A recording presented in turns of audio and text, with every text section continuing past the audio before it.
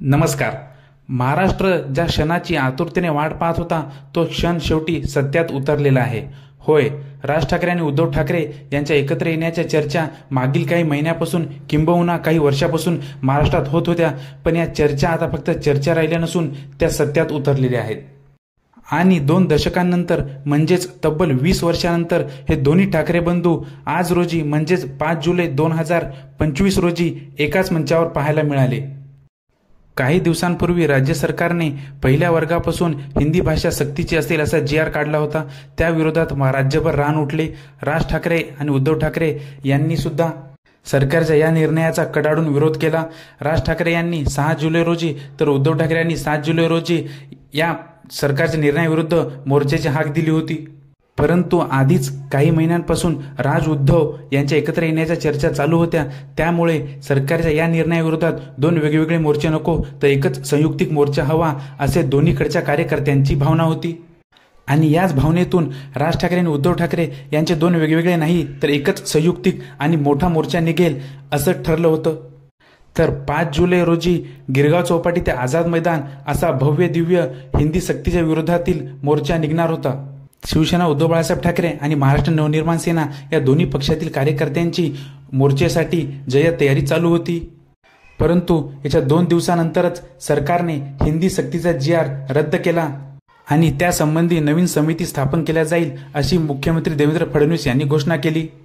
आता ज्या मोर्चामध्ये राज ठाकरे आणि उद्धव ठाकरे एकत्र दिसण्याची चिन्ह दिसत होती तो हिंदी सक्तीचा जी.आर. सरकारने रद्द केल्यामुळे आता हे दोन्ही बंधू एकत्र दिसणार की नाही याची चर्चा पुन्हा एकदा महाराष्ट्रभर रंगत होती. परंतु सरकारने जी.आर. जरी मागे घेतला तरी मोर्चा न निघता विजयी मेळावा निघेल अशी घोषणा दोन्ही बाजूंनी करण्यात आली. आणि हा प्रत्येक मराठी माणसाचा विजय असल्यामुळे प्रत्येक मराठी माणसाने या विजयी मेळाव्यामध्ये सामील होण्याचं आवाहन राज आणि उद्धव ठाकरे या दोघांकडूनही करण्यात आलं. आणि या मोर्चामधील कुठलेही झेंडे नसतील, फक्त मराठी माणसांसाठी हा मोर्चा असेल अशी टॅगलाईनही त्याला दिली. त्यामुळे नो झेंडा फक्त अजेंडा या तत्वावर हा मोर्चा काढण्याचं ठरलं. 2005 पासून राज ठाकरे यांनी शिवसेनेपासून दूर होत 2006 साली महाराष्ट्र नवनिर्माण सेनेची आपली वेगळी चूल मांडली होती. त्यानंतर या दोन्ही भावंडांमध्ये दरी वाढतच गेली.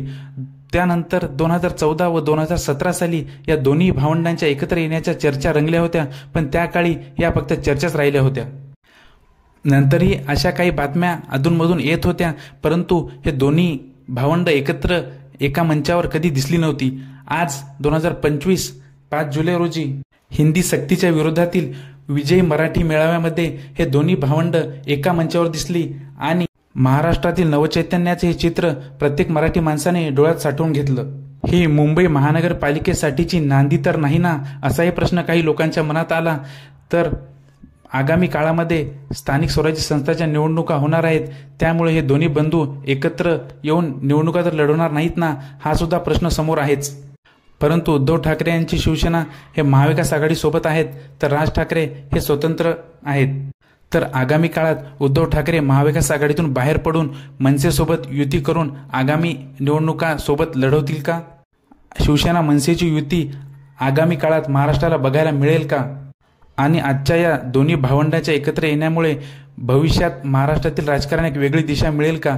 या सर्वांची उत्तरे पुढचा काळच ठरवेल. तरी या सर्व प्रश्नांबद्दल तुम्हाला काय वाटते आणि आपल्या प्रतिक्रिया काय आहेत हे नक्कीच कळवा. धन्यवाद.